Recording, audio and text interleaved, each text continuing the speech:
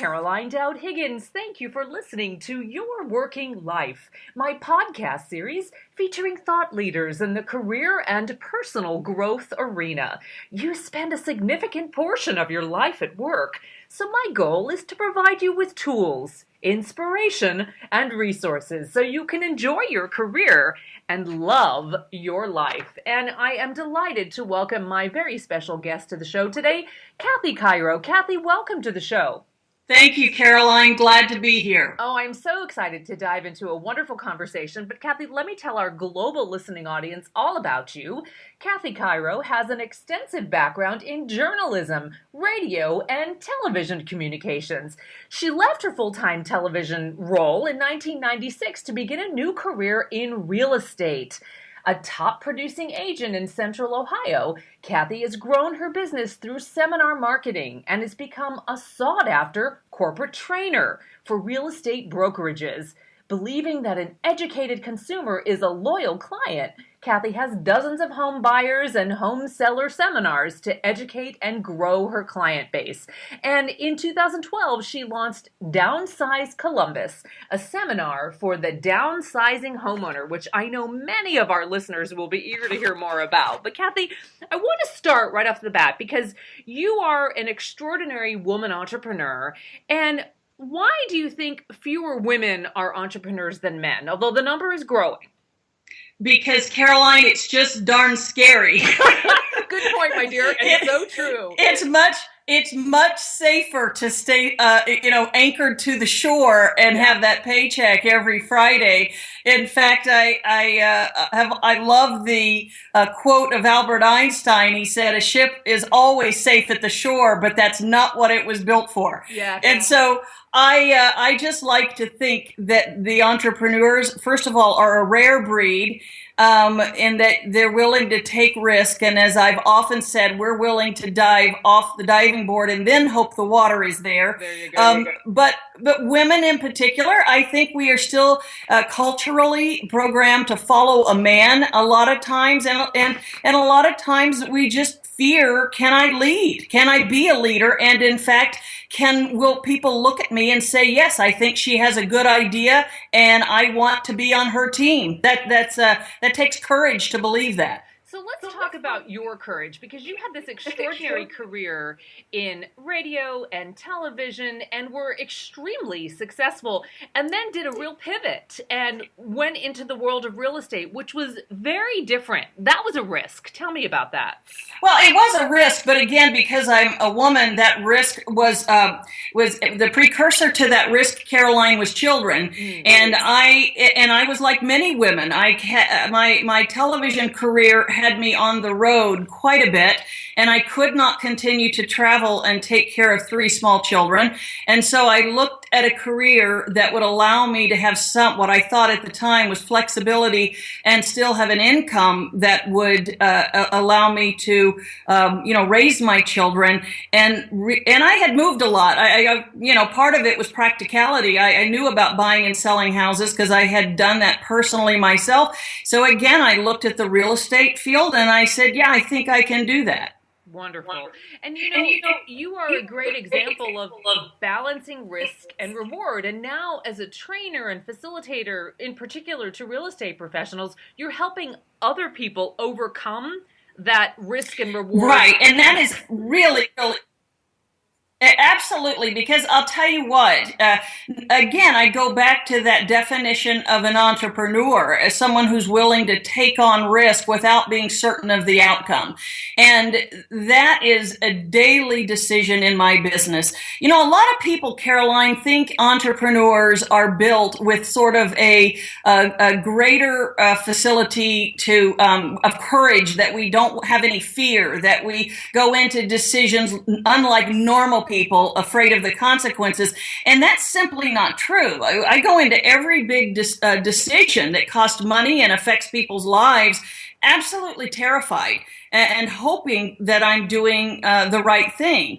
And yet I think the difference is a confidence in the idea, wise counsel, people around you giving input, and then that special DNA of an entrepreneur that says, you know what, I just think this might work. And while the risk for failure is great, the risk for glory is also great, and I'm going to jump in. So I tell business women that it is not blindly going in unwisely and without considering the outcome, but at the end of the day, nobody is sure. You know, I love the story. Here in Columbus, we have one of our prominent businessmen is a man named Les Wexner, and he is the CEO and owner of all Limited brands. If you've ever been to a mall and seen Bath and Body Works and the Limited and Learners and all those, Les Wexner started all that.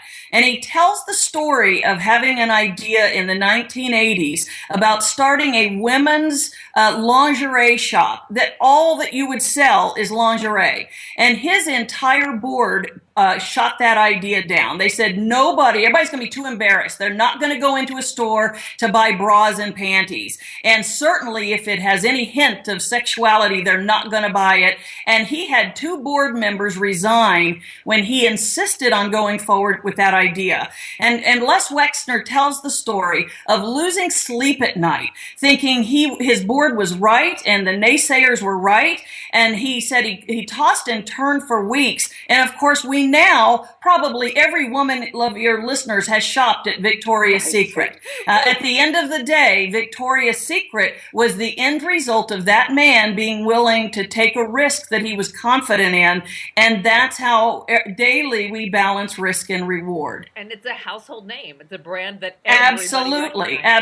But very few people know that and interestingly, Les Wexner says to this day, a man who could deserve to rest on his laurels still comes up with ideas and has that bit of fear going into it that this might be my first failure. Yeah. And, you know, as entrepreneurs, you just get used to that yeah, you might fail, but every once in a while you're going to have a success. Well, Kathy, I'm so grateful that you gave the audience permission to be afraid, because that's okay, right? Oh, gosh, we live afraid. We live afraid. And I think that courage makes us stronger, and being able to tackle and navigate risk can be really healthy.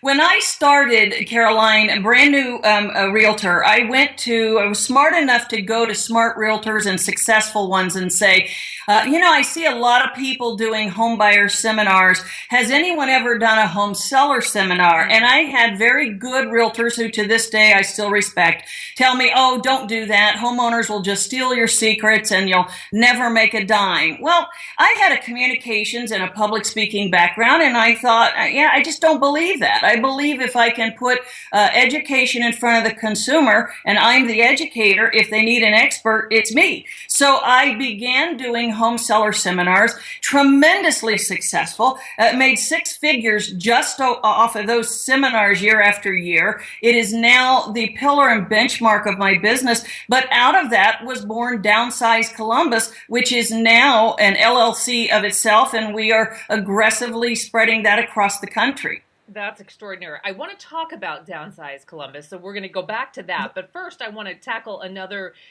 reality for entrepreneurs. And in your role now as a trainer and a coach and a facilitator of this great information, how would you coach someone through that really tough decision-making point between stagnation and growth? Right? That's tough. That's very hard. Very hard. And I'll tell you this, Caroline, it never stops. Yeah. I call it turning the corner.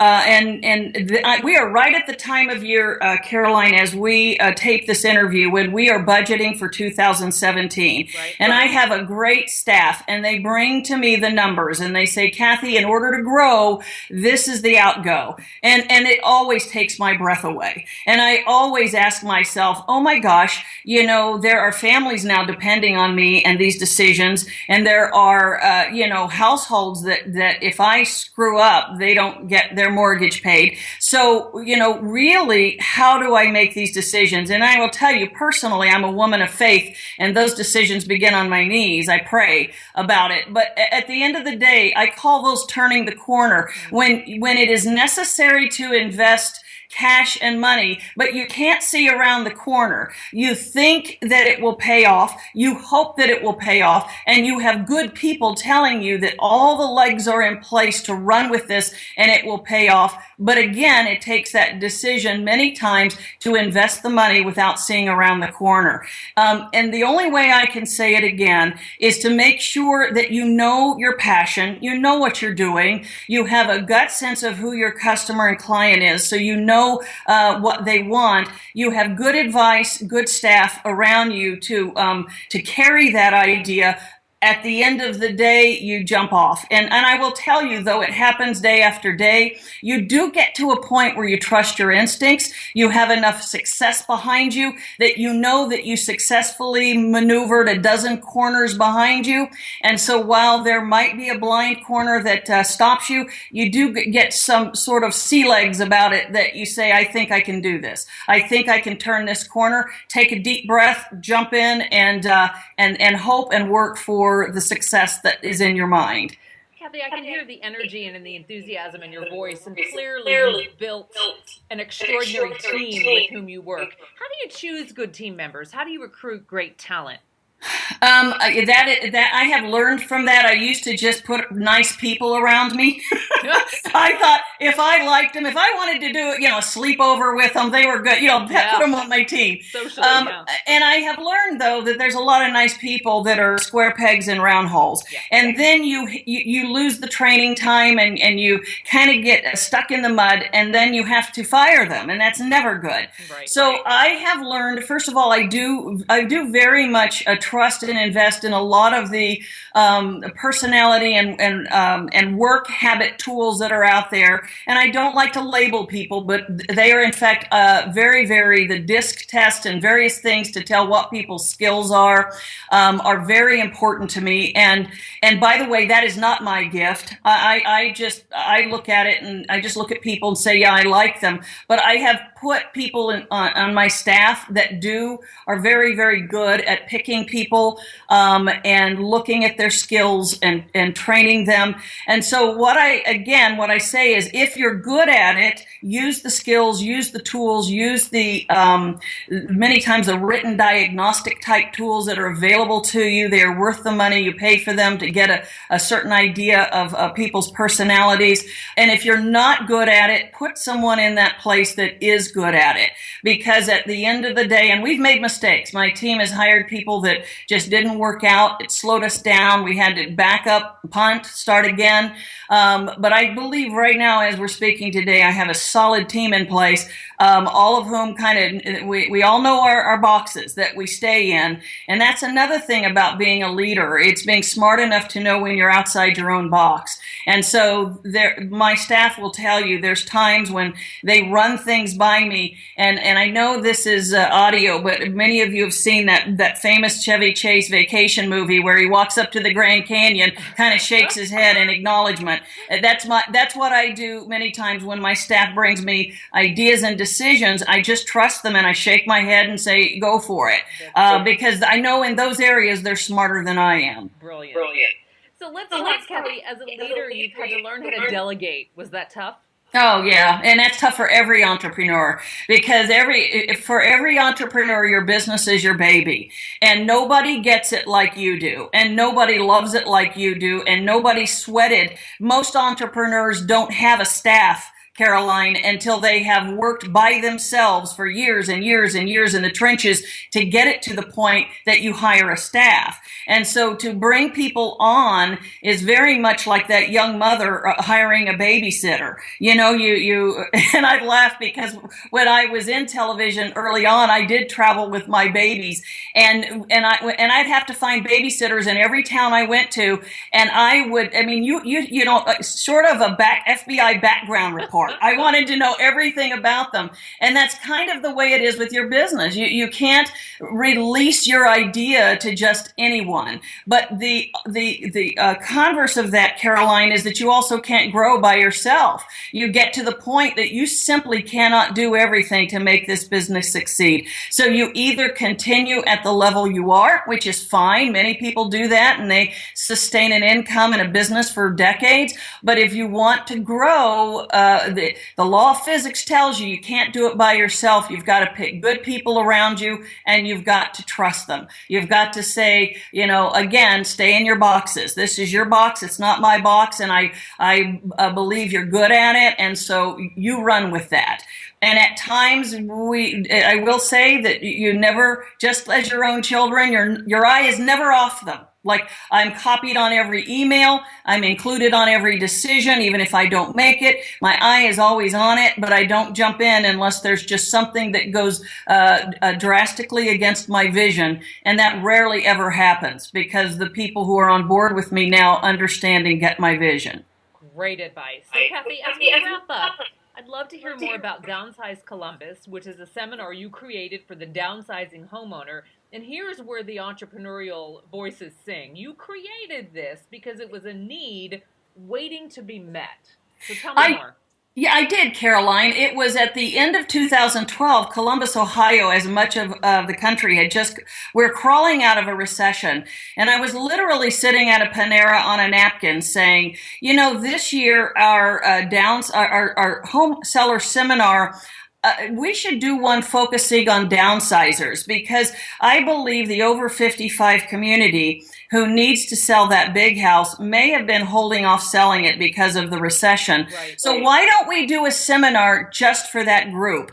And that little idea on a napkin exploded. I always joke and say exploded into a wedding that first year. We ended up with caterers and centerpieces and vendors, but I discovered a niche. I discovered there was a whole group of homeowners who needed to downsize, with downsize being defined as not just the sale of the house, which was my expertise, but the entire life transition. So we put together a seminar, called it Downsize Columbus, in which we invited vendors and contractors who served this group in their transition, put them in one room, and just as Field of Dreams, we said if we build it, they might just come, and they did. By the hundreds and now the thousands have come to that seminar, and we are expanding it across the country. I'm assuming over 55 is not relegated to Columbus, Ohio. So we have Downsize Cleveland under works. Then we'll do Downsize Cincy, Downsize Indy, and we plan on world domination, Caroline. Ooh, that is brilliant. Kathy Cairo, you're such a joy. Your energy is palpable. Tell our listeners how they can connect with you after the show, because as you know, many of them are going to want to learn from you, and I would love for them to be able to find you. Well, Caroline, first of all, before I do that, thank you. Thank you for your platform. Thank you for your energy and just desire to encourage other women and business owners.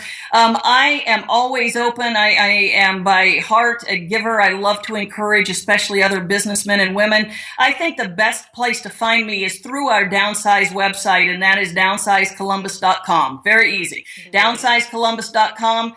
Go to that. Go to the About, and you'll see me and a web contact, and we would love to hear from your listeners. Oh, Kathy, you're such a joy. I'm so grateful for you and for the wisdom and expertise you shared today, and I hope our paths cross in person sometime soon.